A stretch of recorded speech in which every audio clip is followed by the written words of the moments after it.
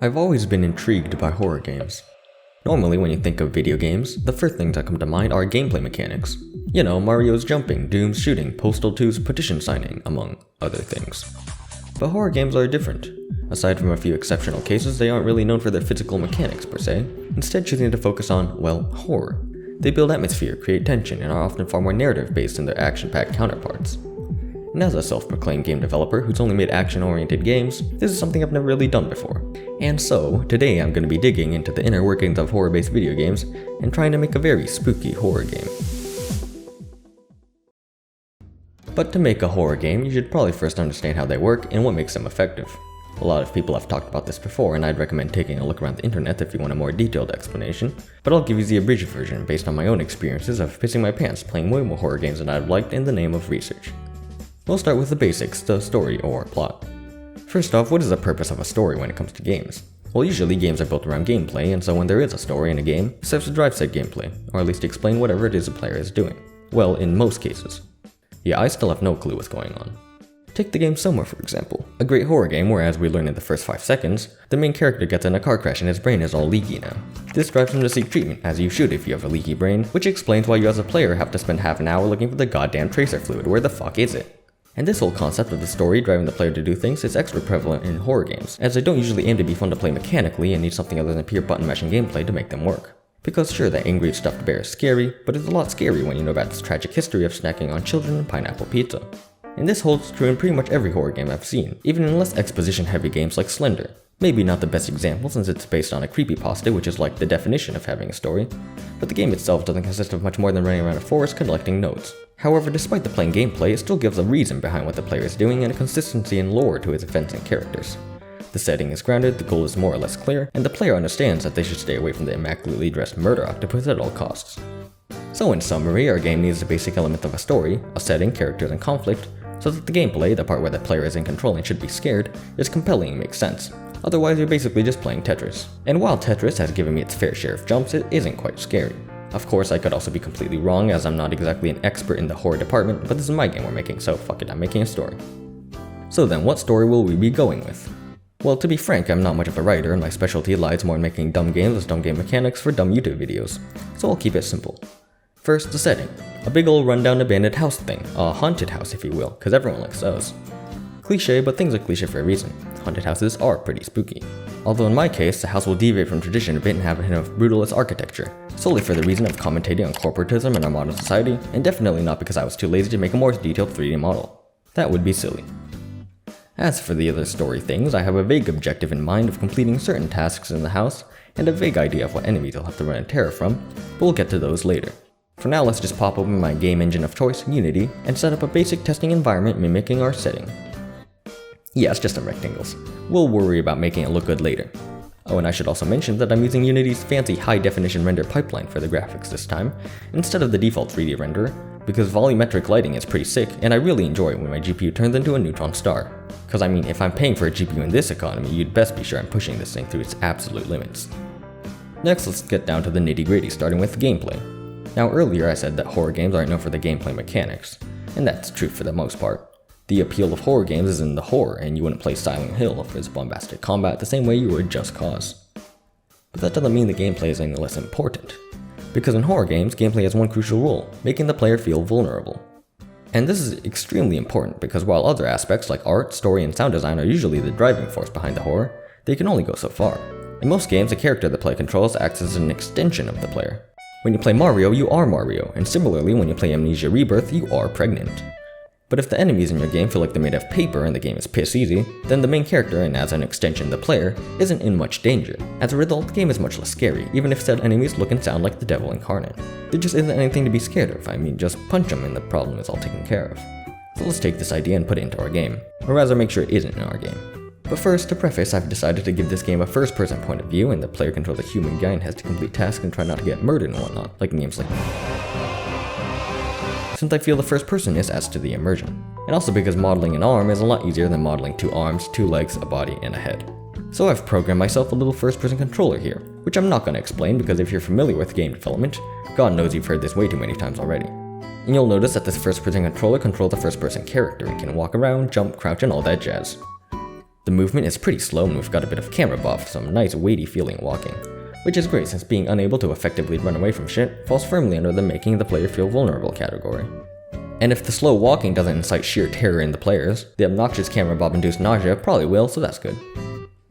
And with the basic movement system all nice and implemented, let's go ahead and talk about art because now's a good time as any. This should be self-explanatory, but basically we want something spooky. You know, some grotesque, Lovecraftian horror type shit that ideally makes the player as uncomfortable as possible. And I'm not exactly an artist, but I guess I'll give this a shot, starting with the easy part, the player model. You know, since that doesn't have to be scary.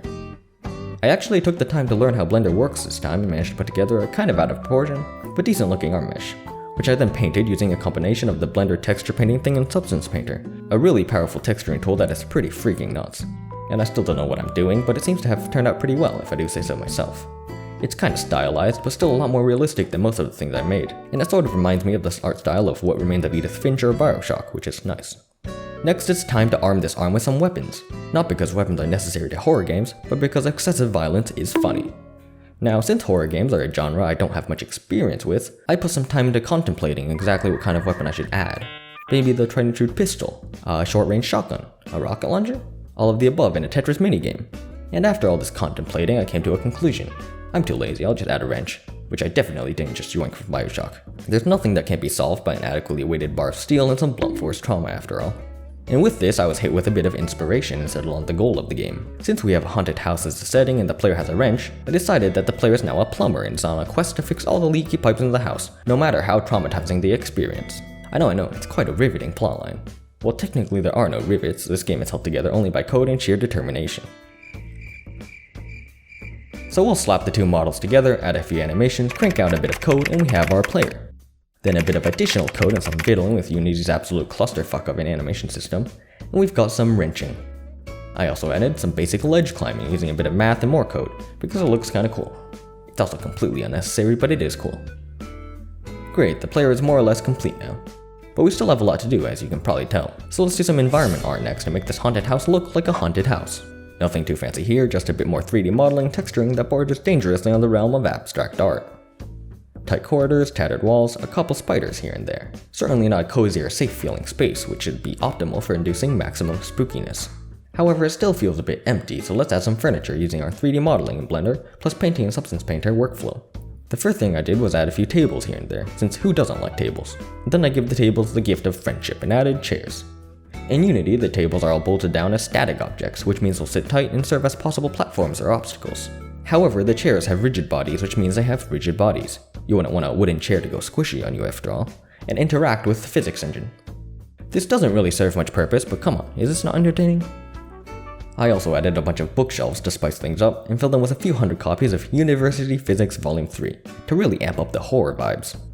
I'm pretty sure this room contains more than my life savings in college textbooks. Like the tables, these bookshelves are static and can't be moved. However, all the books have rigid bodies like the chairs and can move. Yes, all of them. If you're familiar with game development, or computers in general, this might sound like a terrible idea where performance is concerned, and that's because it probably is. But apparently Unity is actually pretty optimized at not performing calculations on rigid bodies that aren't moving. So as long as none of these shelves fall over, we should be fine performance-wise. Fingers crossed. And finally, I made some lights, because plumbing is hard to do blind. Remember when I mentioned that I was using the HD render pipeline earlier? Yeah, this is where it really starts to shine, turning my vertex vomit shitfest of a house into something that actually looks pretty nice. They also randomly flicker because that is spooky, which is done using this piece of grade A spaghetti. Next we'll add a few pipes for our plumber to fix with a bit more 3D modeling and painting instead of a few puzzles to solve, because who doesn't like puzzles? They add a bit of engaging gameplay and are a fun way to artificially inflate playtime, keep the game moving.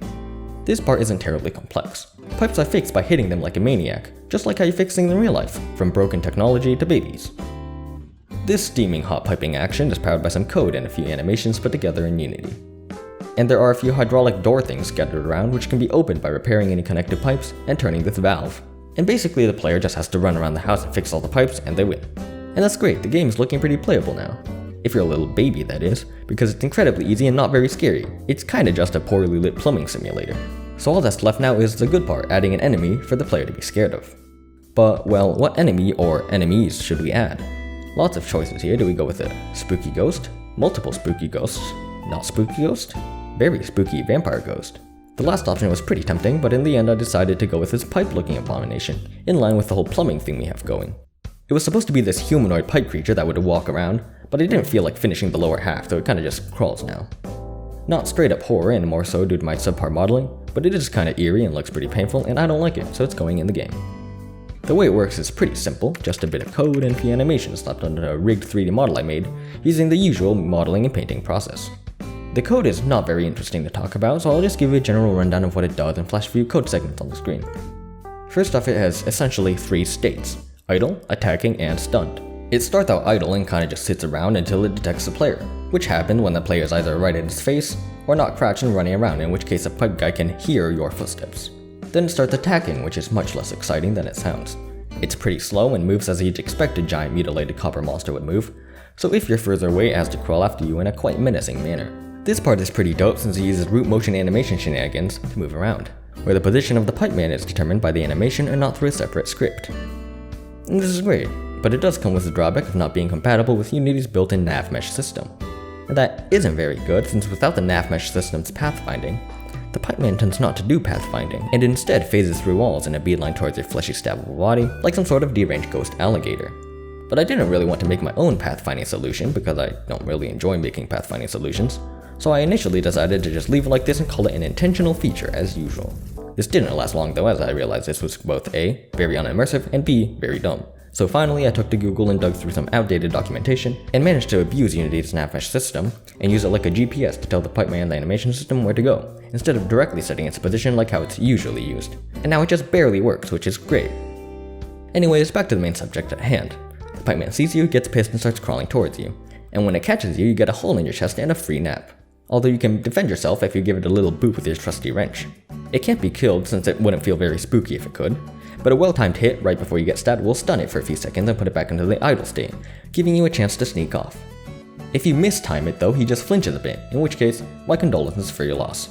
And that should be good enough, I'll just drop him in the big empty room here. Oh, and for the finishing touch, it also makes these creepy pipe sounds when moving, which I think is pretty sick. Which reminds me, sound effects. Sound effects and audio are pretty big in games, and by big I mean important, not big as in your mother.